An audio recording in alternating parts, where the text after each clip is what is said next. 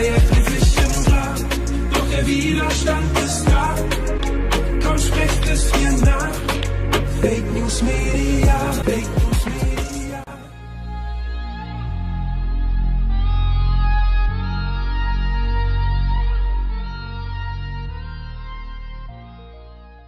Hello les amis, nous sommes le lundi 21 septembre 2020, mais il sera peut-être mardi 22 quand vous verrez cette émission car il est très tard.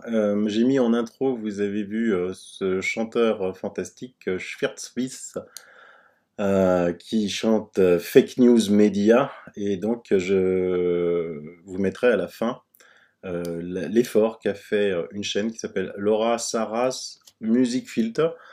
Je vous la mets à la fin, et c'est voilà, pour les amateurs de musique, vous avez les traductions, c'est super bien fait. Ces images de la manifestation du 1er août à Berlin, qui ensuite il y a eu une deuxième manifestation le 29 août. Et une fois de plus, chaque fois qu'il y a ces manifestations où vous voyez des gens sans masque, sans distanciation sociale, vous avez les gens qui crient va y avoir des clusters et des clusters. On attend toujours les clusters et il n'y en a toujours aucun. Preuve que c'est des fake news. Et des fake news, on a été servi là, on a été servi. En plein journal de 20h. Ils ont fait, une journaliste a fait, y a-t-il encore des pays qui recommandent l'hydroxychloroquine contre le Covid-19 ? Donc elle voulait savoir si c'était vrai ou pas ce qu'avait dit professeur Raoult. Et pour valider cette information, TF1 et Samira El-Gadir s'appuient sur le travail d'un doctorant, Nathan Pfeiffer-Smadja. En fait, c'est le petit bonhomme là qui est un interne, qui n'est pas du tout un docteur, qui veut créer des pages Wikipédia sur Silvano Trotta pour voilà. C'est juste quelqu'un qui est un petit interne, mais qui est l'ami. On le verra plus tard de le fameux Yazdan qui est au conseil scientifique. Et donc, je vous laisserai lire l'excellent article de François qui démonte complètement tout ce que cette journaliste a fait en fake news au journal de 20h de TF1, quoi. Tout ça parce qu'elle s'est appuyée sur, comme le sénateur Jomier l'avait fait lors de l'audition de Didier Raoult, sur le travail faux de ce Nathan Pfeiffer. D'accord ? On vous rendez compte, on est en France ? On prend des études fausses qu'un interne fait, qui est ami de Yazdan, qui lui avait promu le Remdesivir depuis le début. On reparlera aussi du Remdesivir. Et tout est faux. Tout est faux, parce qu'en fait, si on prend tous les pays, regardez ça, c'est la carte des États-Unis qui sont dans François. Vous voyez que eux, ils ont mis les États-Unis en rouge, alors qu'en rouge, il n'y a que ces États-là, des États démocrates, qui ne prennent pas l'hydroxychloroquine. Donc vous vous rendez compte comment, au journal de 20h, suivi par des millions de personnes de TF1, on raconte des fake news. Et après, on vient m'attaquer moi, parce que je sais, les bruits qui courent, qui reviennent à mes oreilles, que je suis dans l'œil du cyclone de beaucoup de journalistes, parce que je leur dis qu'ils servent à rien, parce qu'ils font juste répéter des dépêches de l'AFP, qui vérifient pas leurs sources, et que même Bill Gates les remplace par des ordinateurs. Voilà où on en est. Et les fake news continuent, parce que là est arrivée une nouvelle vedette, Covid-19, l'épidémiologiste Catherine Hill, on ne sait pas d'où elle sort, prévoit une situation identique à la mi-mars dans un mois. On va le retenir, parce qu'on va retenir tous ces gens qui racontent des gens comme ça. Donc c'est une biostatisticienne, donc il faudra savoir si c'est une biostatisticienne ou si c'est une épidémiologiste, ou les deux, je ne sais pas, qui dit que ça va être la catastrophe chez nous. Comme Olivier Véran avait dit il y a 17 jours maintenant que dans 15 jours ça allait être la catastrophe. Et Olivier Véran, toujours ministre de la Santé. Donc il continue lui à raconter des fake news. Et donc on en a un petit peu ras-le-bol, et donc je vous mets le blog de Patrice Giberti, Saisissons le CSA contre la désinformation méthodique sur la Covid. Et donc là vous voyez le jeune Nathan interne qui donne des fake news à tous les journalistes, et puis qui est content, qui est fier sur son blog, sur son Twitter dédié, je suis passé aux 20h, en compagnie de Yazdan qui lui, ils veulent la peau de l'hydroxychloroquine, et donc du professeur Raoult et du professeur Perron. Et donc, Patrice Giberti a saisi le CSA et nous invite à en faire de même. Donc voilà, vous trouvez dans les liens le blog de Patrice Giberti, toutes les explications pour saisir le CSA. Au bout d'un moment, il faut que les journalistes, ils arrêtent. ils arrêtent de prendre de fausses études. Quand je pense que même la haute autorité de santé publique, qui l'autre jour disait que le remdesivir ne serait pas remboursé par la sécurité sociale, là il faudra qu'on m'explique pourquoi l'Europe, avec nos impôts, dit que le remdesivir sera le produit contre la Covid, et que la France dit on la rembourse pas, parce que ça coûte quand même 4 000 € le truc, hein. Donc, excusez-moi, qui peut se permettre 4 000 € le traitement pour quelque chose qui part avec des antibiotiques ou de l'hydroxychloroquine à 4,17 €. Il y a quelque chose qui ne va pas. Et la haute autorité de santé a dit « Ah ben oui, mais de toute façon, il n'y a pas d'autre traitement, vu que, selon l'étude du Lancet, vous savez, la fameuse étude fausse du Lancet, l'hydroxychloroquine ne marche pas. » La haute autorité de la santé française, au mois de septembre, se base encore sur une fausse étude, qui a été démontrée par tous, d'ailleurs, qui a été retirée par le Lancet. À un moment, évidemment, le français moyen qui fait métro boulot dodo, qui écoute BFM, TF1, ben, il comprend plus ce qui se passe, hein, il comprend plus. Donc on va saisir le CSA. Et je rappelle aussi qu'en 2015, lors de la crise d'Ebola, Yazdan Pana, Jean-François Delfrécy, le président de cette fois-ci du comité scientifique français, Yves Lévy et Peter Orby écrivaient dans The Lancet qu'en cas d'urgence humanitaire, les essais cliniques randomisés sont une mauvaise solution. Ce qu'ils reprochent maintenant, ce qu'ils ont reproché maintenant à Didier Raoult. Donc là aussi, je le dis souvent, je le répète, Internet a de la mémoire. Internet a de la mémoire. Il faut mettre ces gens devant leurs contradictions. Il faut mettre les journalistes devant leur stupidité. Voilà, c'est tout. Et donc là, vous voyez, le Nathan Pfeiffer Smadja, oh merci Sam Al-Ghadir d'avoir parlé de mon travail au JT de 20h. En plus, il est heureux, quoi, il est content. Il faut continuer de lutter contre les foutaises avec des arguments factuels, c'est qui va convaincre les gens. Eh, ben, nous, voici, on va lutter contre toi, on va porter plainte contre toi, parce que c'est toi qui fais des fake news. Hein. Pour rassurer un petit peu les gens, ben voilà les nouveaux cas quotidiens en France en haut, donc vous voyez que ça explose. Je vous rappelle que si les courbes au début, à gauche, sous le mois de mars, elles étaient si basses, c'est parce qu'on ne testait pas. Là, à droite, il y a beaucoup, puisque on fait 1,2 million de tests par semaine. D'accord? Et parmi ces tests, la plupart sont des faux positifs. Parce que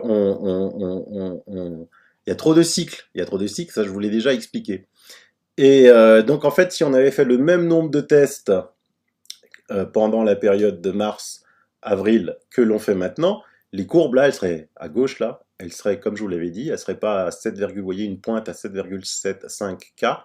Il y aurait eu des pointes par semaine, en semaine, lissées. Il y aurait eu, selon l'INSEE, entre 180 000 à 480 000 cas par jour.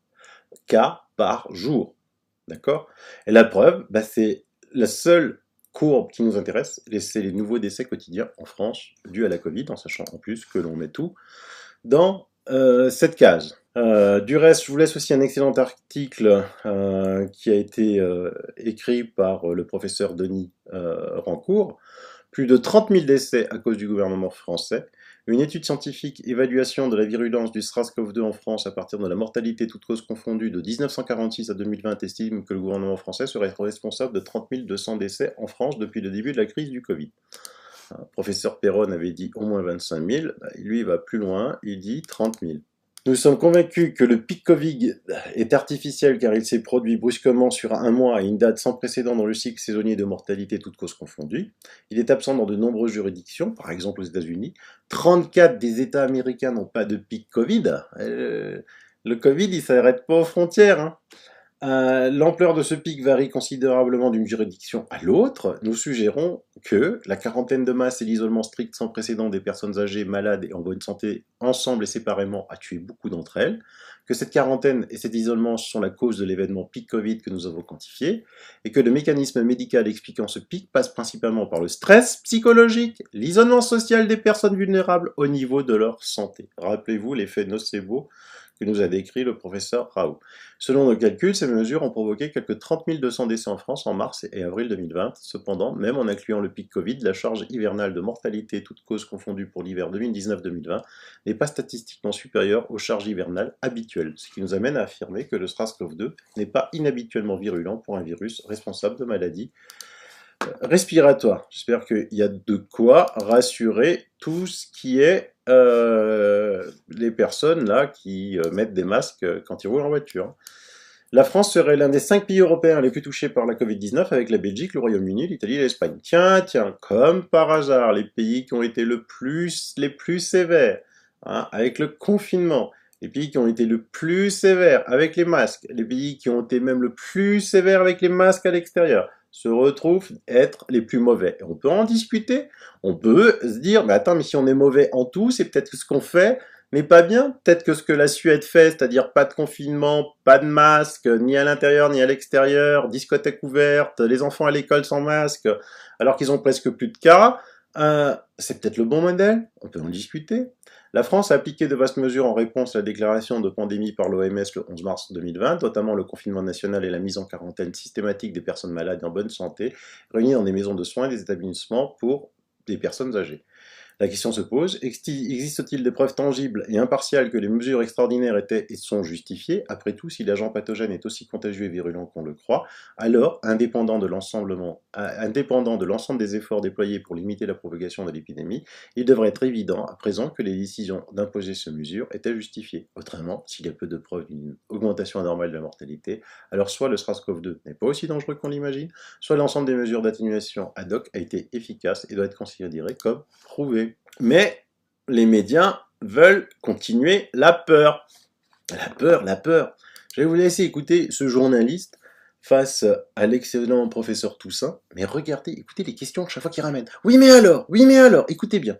Et regardez le calme incroyable de ce professeur Toussaint qui a mon admiration. C'est hallucinant. France a enregistré samedi un record avec 13 500 cas de Covid-19. Les messages alarmants se succèdent. L'urgentiste François Braun, président du syndicat SAMU France Urgence, annonce que la deuxième vague est là. Notre confrère Le Parisien titrait samedi sur peut-on encore éviter l'implosion. Vous déclariez le 11 septembre qu'il n'y a actuellement pas d'urgence sanitaire. Dites-vous aujourd'hui la même chose, oui ou non, sommes-nous face à une deuxième vague? Eh bien écoutez, la mortalité d'hier était de 12 décès en France, ce qui veut dire rapporté au nombre de cas positifs pour une mortalité, une létalité instantanée, ce qui n'a qu'une valeur indicative, mais qui nous dit qu'il y a un décès nouveau pour 1000 tests positifs nouveaux actuellement. On est donc dans une phase qui n'a rien à voir avec celle de mars. Nous avons connu 27 décès samedi. On voit que nous ne sommes pas du tout sur une phase d'explosion exponentielle telle qu'elle avait été annoncée encore il y a 15 jours. Et de la même façon, les hospitalisations ont diminué la semaine dernière. Nous étions à 5450, on est maintenant à 5325. On voit que les hospitalisations diminuent également. Donc, il n'y a pas de deuxième vague actuellement? Actuellement, les chiffres officiels de Santé publique France, une fois qu'ils sont corrigés par Santé publique France, lorsqu'elle évite les erreurs et les défauts de report qui ont pu être proposés hier, puisque vous avez vu qu'entre 20h hier soir et 23h30, nous avions 312 décès en France, avant que Santé publique France reconnaisse une erreur simplement de transcription sur les centaines et qu'on redescende à 12 décès. De la même façon, vendredi, on a eu 123 décès qui ont été comptabilisés et qui reprenaient seulement la totalité des décès de l'été complet pour un seul établissement hospitalier de l'Essonne. Donc à chaque fois, on a cru qu'il s'agissait du départ d'une deuxième vague.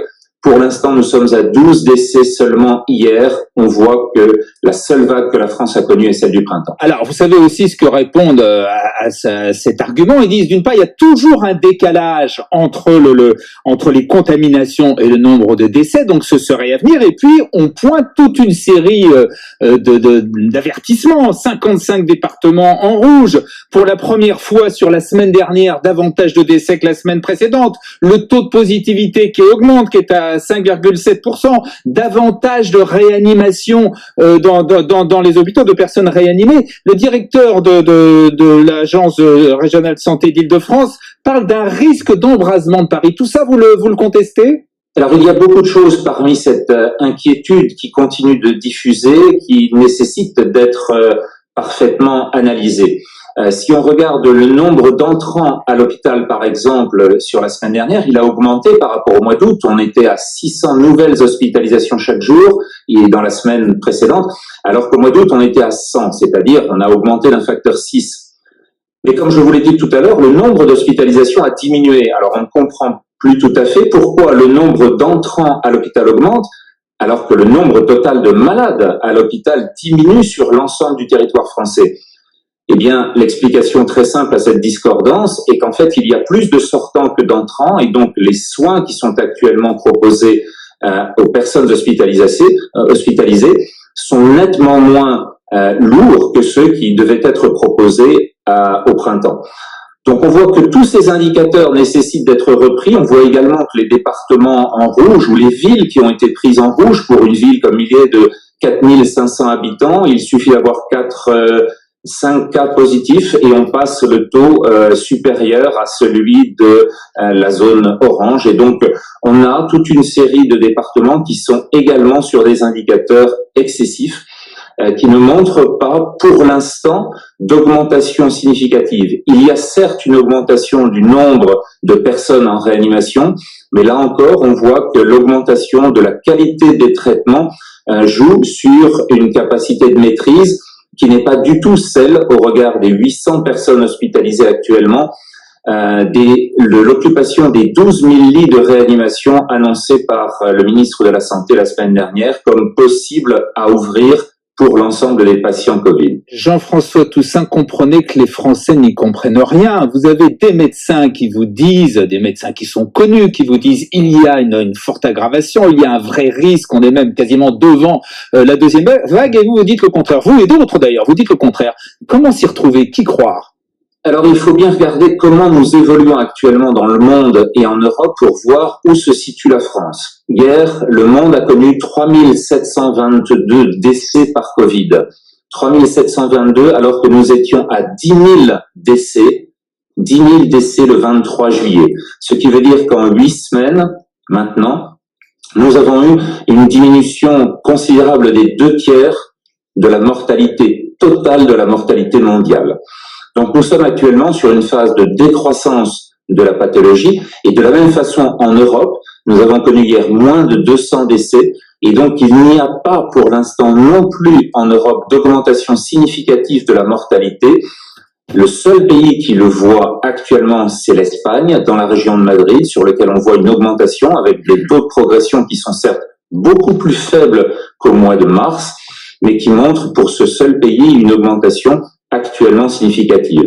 Tous les autres indicateurs, comme le système de surveillance de la mortalité en Europe, montrent des phases qui n'ont pas d'augmentation significative actuellement pour l'ensemble des 27 pays de l'Union européenne. Alors, puisque vous parlez de nos voisins, bon, déjà, par exemple, il y a l'Angleterre qui augmente de façon drastique les amendes jusqu'à 10 000 euros. Et puis, vous venez de le dire, surtout l'Espagne, reconfinement de certains quartiers de Madrid.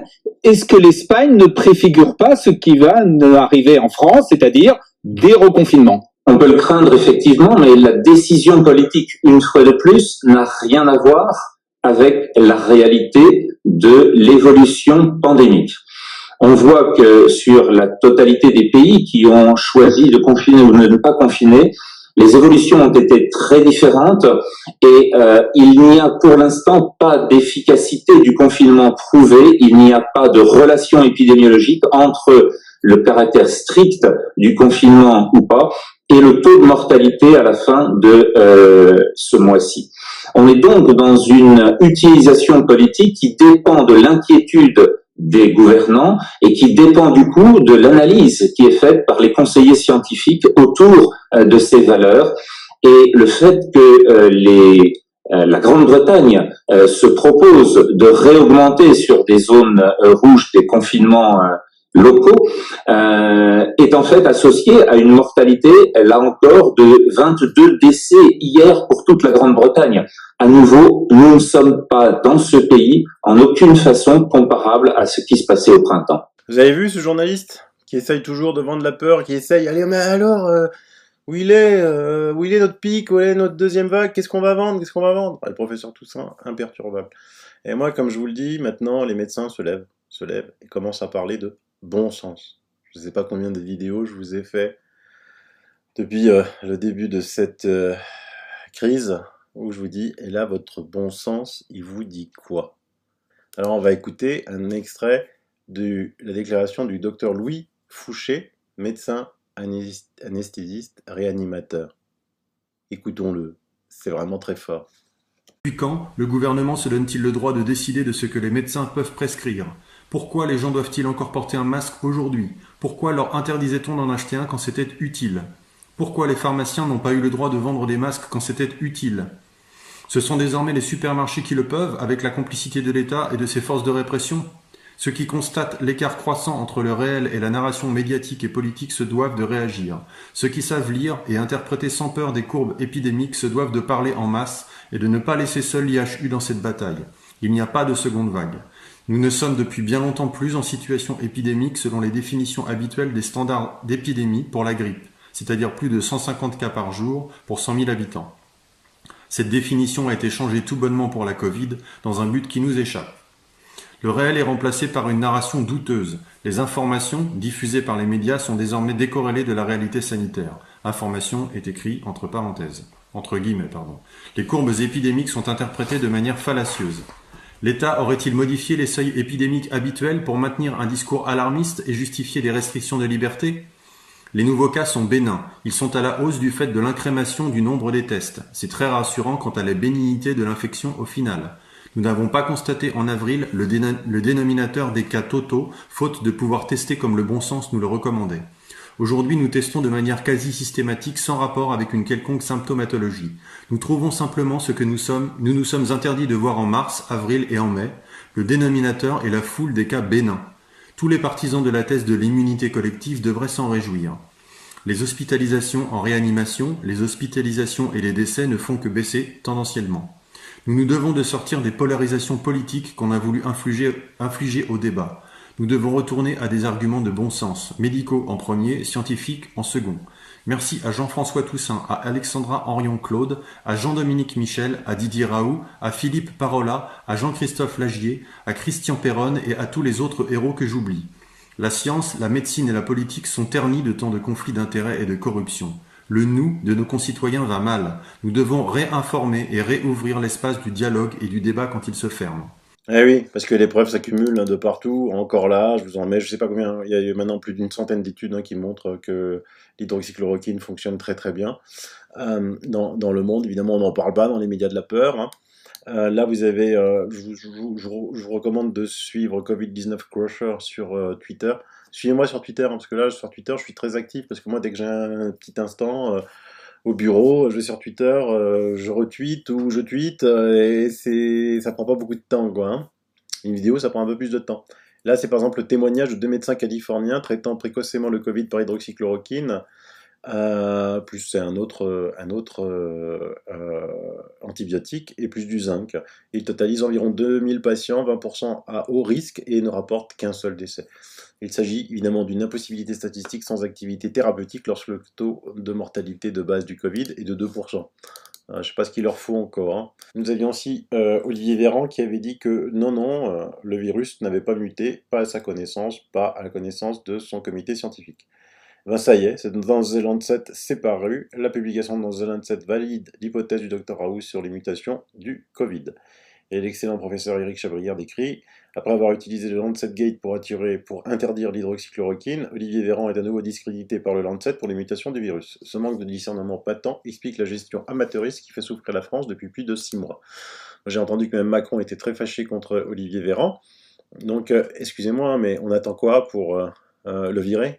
On attend quoi pour mettre Didier Raoult à la place, ou au moins se faire conseiller par Didier Raoult et l'équipe de l'IHU, quoi.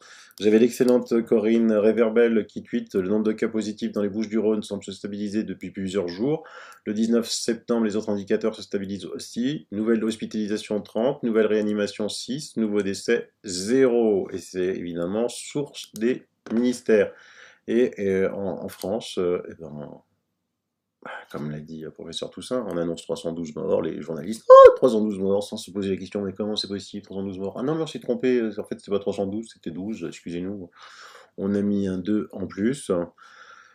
Donc c'est quand même extrêmement, extrêmement grave ce qui se passe. Et donc vous voyez ici, fin de partie pour l'Indécivir. Et donc quand même, le Conseil européen, on avait commandé pour 60 millions d'euros. C'est avec notre argent. Il serait peut-être aussi temps de demander des comptes aux députés européens qui sont sous le joug des lobbies. Et pendant ce temps-là, le professeur Raoult, qui était déjà premier, parce que vous savez que vous pouvez taper ça, expertscape.com, c'est le classement officiel des pairs. Là, vous pouvez aller chercher le Nathan, vous le trouverez nulle part, ne vous inquiétez pas. Mais on écoute le Nathan qui est nulle part, qui est même pas, qui est un interne. Et donc, mondial, en infectiologie, c'est le professeur Raoult, et de très loin, tout son carré est noir. Et là, vous savez quoi? Il est monté à la 12e place en épidémiologie. Voilà, on a le meilleur au monde, Au lieu de le porter au nu, on discrédite par des petits internes. Votre bon sens, là, il vous dit quoi? Allez, vous en voulez encore? On va mettre l'excellent professeur Toubiana. Il y a un problème de test, et si oui, quel est le problème des tests? Les bras m'en tombent, si vous voulez. Le problème de test, c'est qu'on arrive, comme d'habitude, comme les carabiniers d'Offenbach, toujours après la bataille, si vous voulez, que ce soit pour les masques, que ce soit pour les tests. Aujourd'hui, les tests ne disent... Ils sont pas bons, les PCR qu'on nous met dans le nez, là? Je m'en fiche. Ce qui est important et ce qui est massif là-dedans, c'est que 97% des tests faits sur bientôt 9 millions de tests, un échantillon gigantesque. Un Français sur 6. 97% des tests sont négatifs. Alors, quand 97% des tests sont négatifs, excusez-moi, mais ça veut dire que les 3% restants, c'est inférieur à la marge d'erreur qu'on a sur le système. Écoutez, le virus, on nous démontre tous les jours, et ça crève les yeux, que le virus ne circule pas en réalité. Et que ce nouveau virus, ce virus émergent, a touché une grande partie de la population qu'il devait toucher au moment de la première vague, c'est-à-dire entre mars et mai. Oui. En gros. Oui. Et puis après, c'est ce qu'on observe tout le temps dans les épidémies. Il y a ce qu'on appelle une traîne épidémique et puis des cas sporadiques. Oui. Ces cas sporadiques ne sont pas... Tout épidémiologiste, c'est ça. On est dedans, là, actuellement. Oui, on est dans les cas sporadiques. On n'est pas dans une deuxième vague, mais là. Absolument. Alors, écoutez, si vous voulez, la théorie de la deuxième vague est une théorie, c'est totalement folle. C'est une théorie sur laquelle repose l'intégralité de la construction qui a été faite. Si vous enlevez si vous voulez, ce concept, même pas un concept, c'est un postulat. Si vous enlevez ce postulat, tout s'écroule comme un château de cartes. Vous seriez Véran ou le président de la République. Vous feriez quoi face à ce Covid? On enlève les masques, les masques ne servent à rien. On recommence à se faire la bise, on rouvre les bistrots et les discothèques. Donc on fait tout l'inverse de ce qui se fait actuellement. Oui, mais j'ai pensé à un moment qu'Emmanuel Macron, le président de la République, allait changer de cap. C'est un concept. Arrêtons de parler de deuxième vague, et elle sera nulle part, cette deuxième vague. On n'arrête pas de le dire.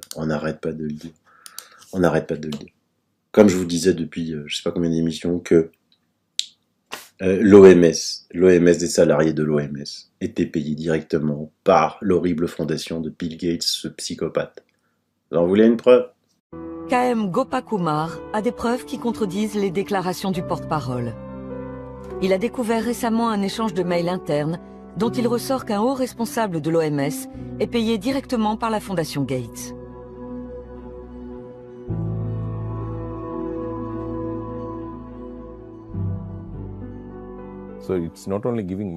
La Fondation ne se contente pas de faire des dons. Elle place également ses hommes. C'est très préoccupant. Ça peut signifier que l'OMS est dirigée par ses donateurs, non seulement parce qu'elle reçoit de l'argent de leur part, mais aussi parce qu'elle engage leurs collaborateurs et les laisse gérer le programme. James Love a ses entrées dans la politique genevoise et dispose de nombreuses informations internes. Lui aussi voit d'un œil critique l'évolution de l'OMS.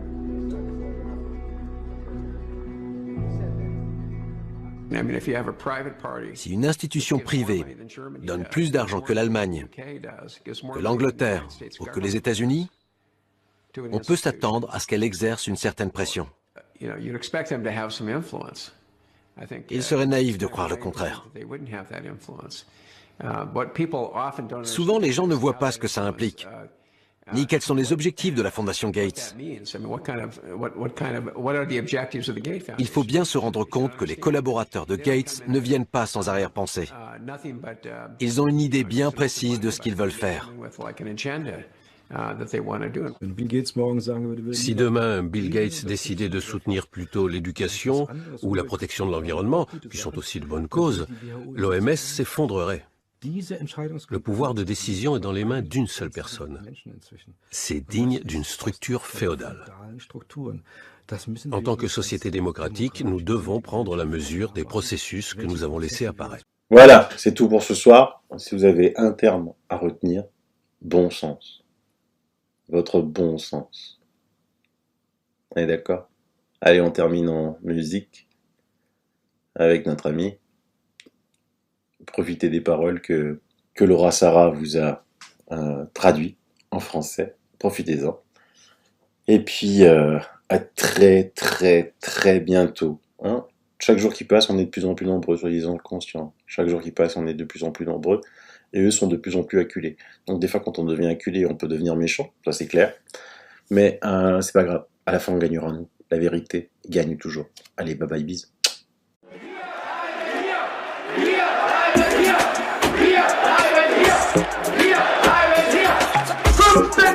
Leute sind angeblich hier und angeblich aufgelöst.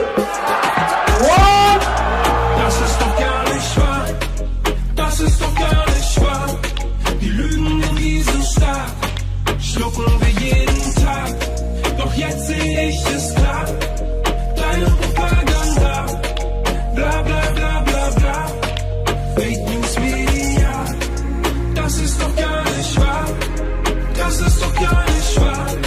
Die Masse, sie folgt wie ein Schaf. Die Freiheit dreht sich im Grab. Doch der Widerstand ist da. Alla Che Guevara. Komm, sprecht es mir nach. Fake News Media. Dein Bildschirm ist wie eine Hypnose. Gehirn aus wie bei einer Narkose. Die Inszenierung einer Katastrophe. Ein Feindbild, so wie der Franzose. Dein Bildschirm zeigt dir, wie die Welt ist. Die Zahl schockt, auch wenn sie gefälscht ist. Das Bild wirkt, auch wenn es gestellt ist. Newsflash, Tausenden gefällt es. Dein Bildschirm wiederholt das Mantra. Bedrohung unaufhaltsam wie ein Panzer. Und alle lauschen sie jetzt diesem Mann da. Stopfen ihre Backen voll wie Hamster. Dein Bildschirm sagt dir, wer der Feind ist. Stay home, ruft die Bullen heimlich. Billionen für die Wirtschaft sei nicht kleinlich. Und wer was anders sagt, der wird gesteinigt. Dein Bildschirm blickt in deine Seele. Dein Führer kippt dir die Befehle. Déjà-vu, was für eine Szene. Die Freiheit in der Quarantäne. We are at war. Wir sind im Krieg. Weil der so sehr auf unser gemeinsames, solidarisches Handeln ankommt. Das ist doch gar nicht wahr. Das ist doch gar nicht wahr. Die Lügen in diesem Staat schlucken wir jeden Tag. Doch jetzt sehe ich es klar, so klar. Deine Propaganda. Bla bla bla bla bla. Fake News Media. Das ist doch gar nicht wahr. Das ist doch gar nicht wahr. Die Masse, sie folgt wie ein Schaf. Die Freiheit dreht sich im Grab. Doch der Widerstand ist da. Alla Che Guevara. Komm, sprecht es mir nach. Fake News Media. Wir sind in einem Krieg um unser Klima. Doch ihr kämpft um Exporte gegen China. Wir sind in einem Krieg gegen die Armut. Doch ihr kämpft gegen Flüchtlinge in Kanus. Wir sind in einem Krieg um Weltfrieden. Doch ihr baut die Raketen, die sie schießen. Wir sind im Krieg um eine bessere Ernährung. Doch ihr verbreitet diese Scheiße in der Werbung. Wir sind im Krieg gegen Hetze und Hass. Doch ihr macht euch Sorgen wegen dem DAX. Im Krieg gegen Suizid und Depression. Doch ihr macht mit Pharmazeutika Millionen. Wir sind im Krieg gegen mächtige Konzerne. Doch ihr lasst euch auszahlen 5 Sterne. Wir sind im Krieg gegen Kindesmissbrauch. Doch reden Kinder, seid ihr ziemlich oft taub. Wir sind im Krieg gegen Ungerechtigkeit. Doch ihr wollt, dass es ungerecht bleibt. Wir sind im Krieg gegen tägliche Gewalt. Doch das Schicksal dieser Menschen lässt euch kalt. Wir sind im Krieg gegen Diskriminierung. Doch das interessiert nicht die Regierung. Wir sind im Krieg gegen Manipulation. Fake News machen dich zu einem Klon.